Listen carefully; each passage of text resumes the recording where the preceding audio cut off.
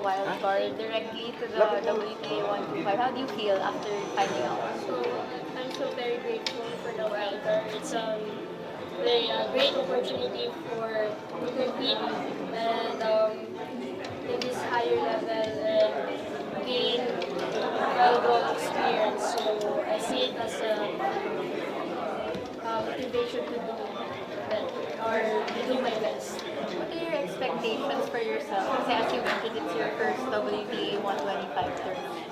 So my expectation po is there's a lot talaga ng mga top players kasi WTA 125 na po ko. So I'll just do my best and yeah, I will do my best for that.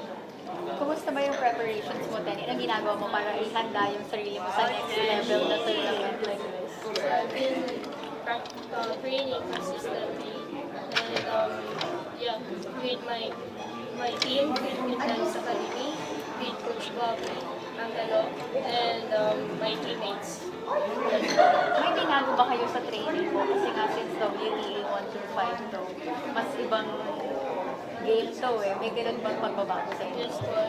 Yes po, it's like a very intensive training and then improve po yung mga muscles. Yes po.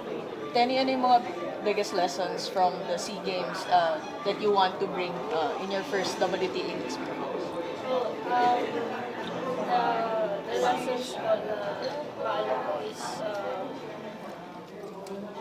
to do my best and have fun. Ano yung advice sa'yo nung Coach Bobby at ng mga teammates mo sa national team heading to? May advice ba sila or tips na binibigay sa'yo? Yes po. Yung palagi lang po na sinasabi ng coach ko na si Coach Bobby is to laban para sa bayan and kapang po para talaga po sa bayan.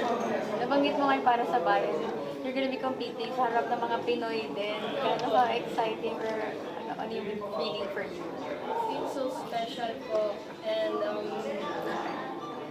grabe po, I'm so very excited po and yeah. Ganun. Yung mga kalaban mo sa Philippine Women's Open, more or less mga nakalaban natin ni Alex in the past. So for you, gano'n ka excited na rin ng that prospect?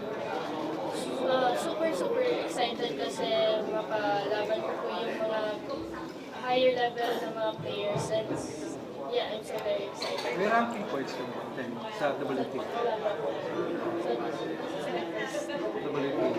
Tapos,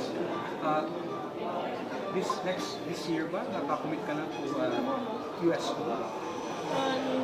Not yet.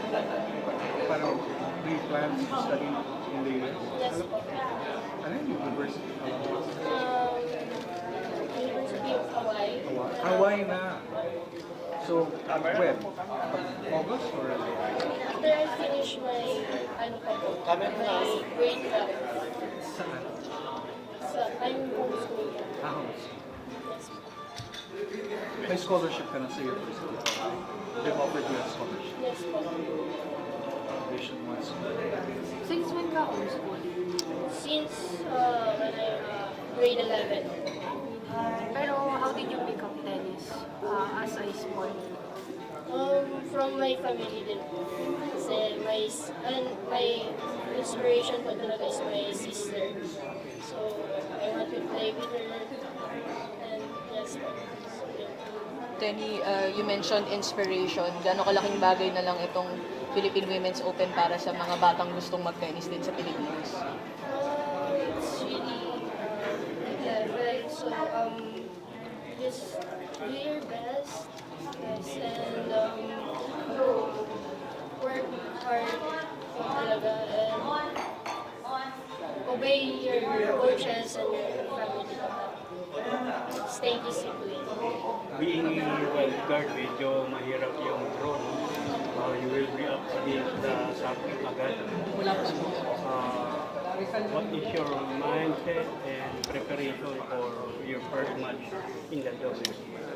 So my goal is to compete well, and I'll just focus on to enjoy every match and yeah, compete hard. any special someone na gusto mong maging inspiration sa paglaban mo sa WBA? So my team, Philippine Tennis Academy, and my family, and to Alex. Yala po. How old are you now, Kenny? I'm 18 years old. Kailan lipad mo pa University of Hawaii? Wala po akong plan, pero I think on September po. Pero may admission ka na sa school. May admission ka na. Yes. As a varsity scholar. Yes po. Thank you, Danny.